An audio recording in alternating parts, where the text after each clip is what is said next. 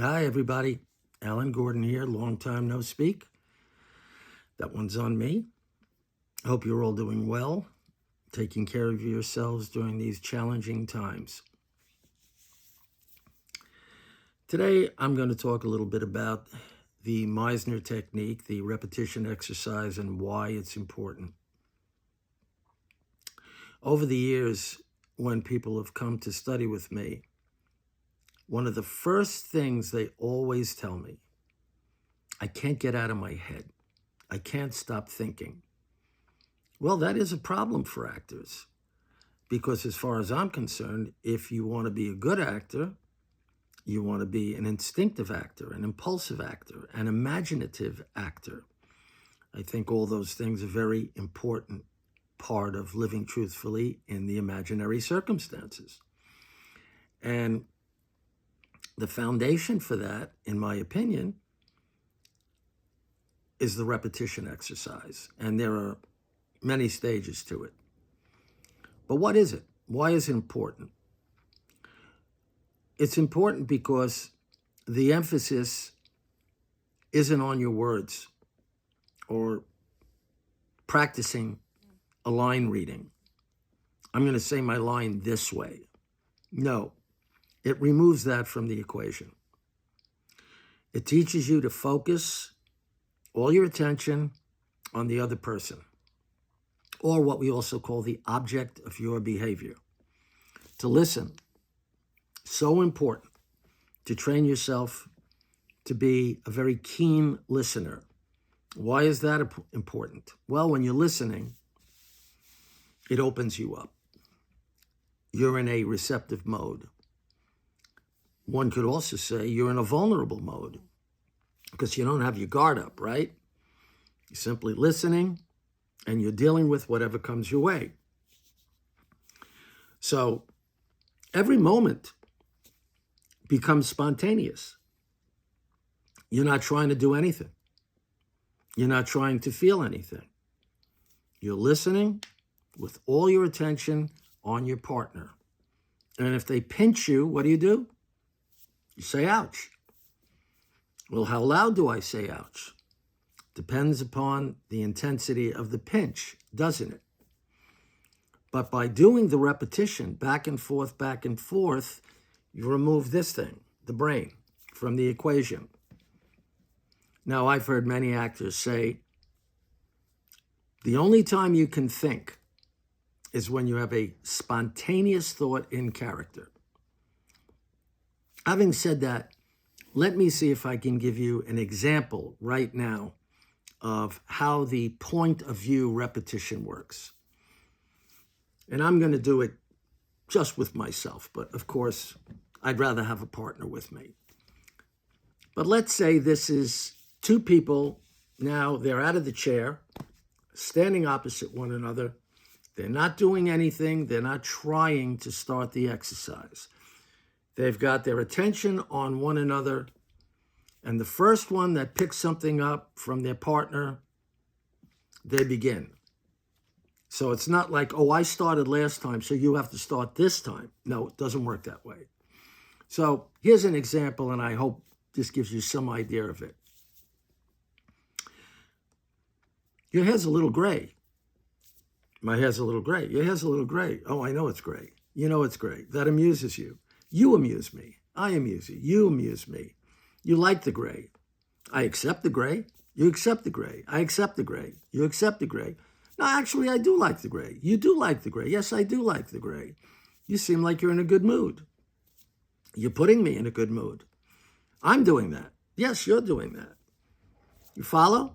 Notice when I did it, I really wasn't thinking at all. It's kind of like a stream of consciousness. Now, of course, it's better if you have a partner, right?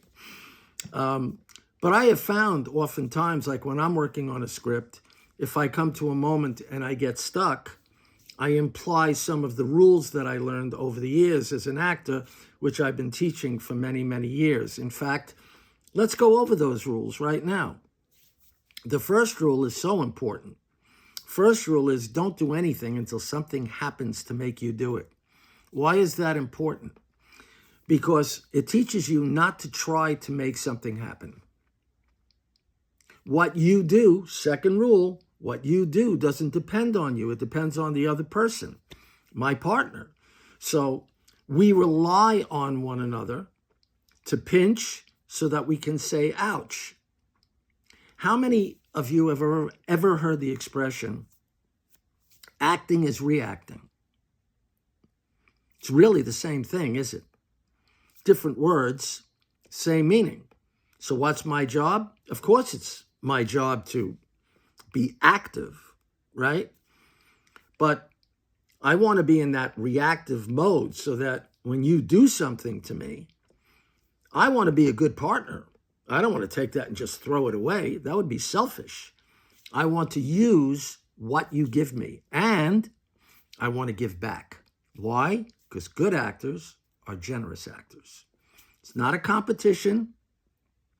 It's two people working together, 3, 4 people working together, however many, to tell a story. And how do we tell that story? Do we tell that story through our feelings, or do we tell the story through our actions? We tell the story through our actions. Actions also define character, don't they? I can say anything, but when you're really listening to me and observing me, you're going to determine your opinion of me based upon what I do, not what I say. I could say to you, hey, you know what? I'm the nicest guy in the world. Maybe I'm the meanest SOB in the world. And you know that because of how I behave. It doesn't matter what I say. It's how I behave that defines who I am. And through the repetition exercises, you learn to focus. You learn to listen. You learn to put all of your attention on an object outside of yourself. And you learn to be right here, right now.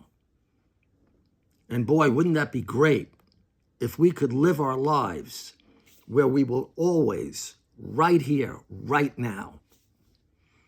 I'm working on it. I don't have it down yet, but I'm doing my best. And I'd like to teach you how to do it also. So on that note, I want to thank you for taking the time to listen to this video. I am putting together a new class for those of you that are interested at the Ripley Greer Studios in Manhattan, located at 528th Avenue. If you have questions, please feel free to contact me at allengordonstudio@gmail.com. And please check out my website, www.allengordonstudio.com. I'm always looking for new students that are interested in learning.